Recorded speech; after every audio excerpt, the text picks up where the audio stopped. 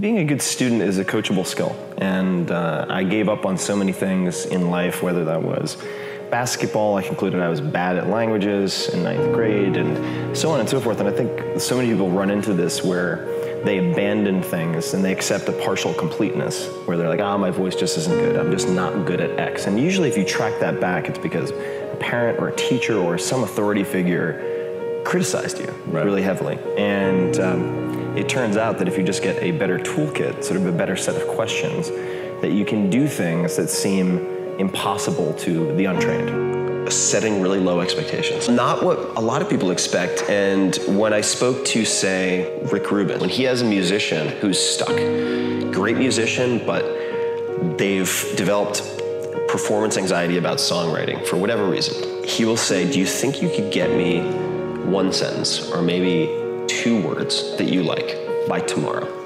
That's it, 2 words. Can you do that for me? And he gives them a micro assignment. Best writing advice that I probably ever received, and I've received a lot of good writing advice, but I can get myself really wound up because I expect perfection to flow from my fingertips like magic, and that never happens. So then I beat the hell out of myself, and that makes me less likely to put pen to paper in the first place. I'll procrastinate, which is why if you write 2 crappy pages per day, you've won the day. That's a successful writing day. And that does a few things. It helps you to maintain enthusiasm because you're constantly winning. And of course, on many days, you'll write more than 2. You'll get to 2, and then you go to 5 or to 10. But if you're on an off day, you write 2 crappy pages, even if you never use it, it's a successful day. And that, I think, for longer term projects and extended creativity is really important. But the story that this writer told me with that tip, he said, okay, this is where this comes from. Did you know that IBM, when it was the 800-pound gorilla, it was an undefeatable sales force? Do you know what one of their rules was? He's like, no. He says, well, what do you think their quotas were? And I was like, well, I'm sure their quotas were really high because they wanted to motivate their guys to get after it. And he goes, no, their quotas were the lowest in the industry. And the rationale was we don't want our salespeople to be intimidated to pick up the phone. We want them to feel like they're going to pass their quota quickly, which they did, and then they shot well past it and clobbered the competition. So the counterintuitive pairing of low expectations leading to higher performance is really odd. What that is performance anxiety that you've imposed on yourself because your expectations are too high. And it's like, just lower your standards. Lower your standards till you get started.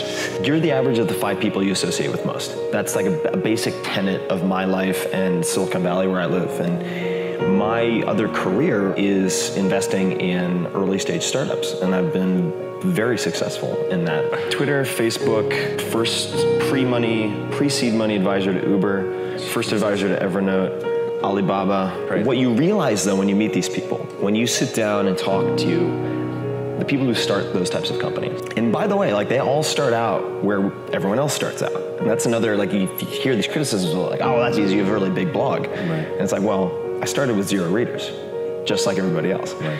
And you find that those thinkers and doers fall into the category of examining the anomalies as opposed to dismissing them. So I think that there are kind of 2 binary choices that you have, and there are probably others. But when you see someone who's doing something that you think is really incredible, you can either build yourself up or tear them down to make yourself feel better. Right. And tearing them down doesn't do anything for you. It's an illusion. I think it was Carlos Castaneda actually who said, whether you make yourself happy or you make yourself miserable, the amount of energy required is the same. So it's like focus on building yourself up. And the way you do that is by asking better questions. And the power of these questions is just incredible. So Peter Thiel, for instance, the first money into Facebook, co-founder of PayPal, co-founder of Palantir, a billionaire many times over. One of Peter's favorite questions is, why can't you accomplish your 10-year goal in the next 6 months? And when you apply these ridiculous constraints, your thinking has to change. You can't just upshift 1 gear. You have to get an entirely new car to think about that, so to speak. And these guys just do not accept the shoulds and the musts at all.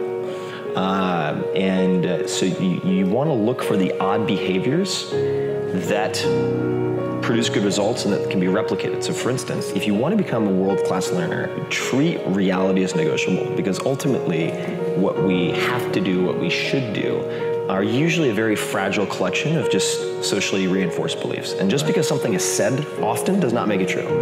Like, it takes a lifetime to learn a language. Complete nonsense. Complete. Adults can learn languages 5 to 10 times faster than children, period. You know, kids just don't have jobs and mortgages. If more information were the answer, we'd all be billionaires with six-pack abs. Just absorbing, not even absorbing, just reading and watching and listening to more isn't enough. Like, you have to apply it. You have to use incentives. You have to have rewards and punishments set for yourself so you actually get things done, timelines, etc. So that's one. Another one is don't be a donkey. And the reason is there's I want to say it might be a philosopher's paradox, but I don't think it is. I think it's just a parable about Buridan's ass. So Buridan's ass is about a donkey. It's about a donkey who is thirsty and hungry, and there's water on one side, a few feet away, and hay on the other. And he can't decide whether to do the hay first, or the water, the hay or the water, and he dies of thirst at the end of it. He couldn't do them sequentially. In effect, you can do almost everything you want in life, but you can't do it at the same time. And if you can just dedicate yourself to one thing for even a year, and then the next thing for a year, you can do those 10 things. But if you try to do all 10 at once, you're gonna be Buridan's ass. You're gonna be like, should I do this? Should I do this? Or should I focus on this? Or should I focus on this? So don't be a donkey. It's so easy to sit behind screens and sit on our couches and just learn new information. It feels good and it's safe. There's no risk in watching a YouTube video. And it's so easy to create excuses for why we haven't taken our first step. Maybe it just seems all too big. You don't know where to start. But let's consider Tim Ferriss's idea today. What's the smallest possible step that you can take today that will bring you that much closer to achieving your goal? If you take that small step, I promise you that the rest of the road will seem a whole lot less daunting. Comment down below that one small step that you can take today.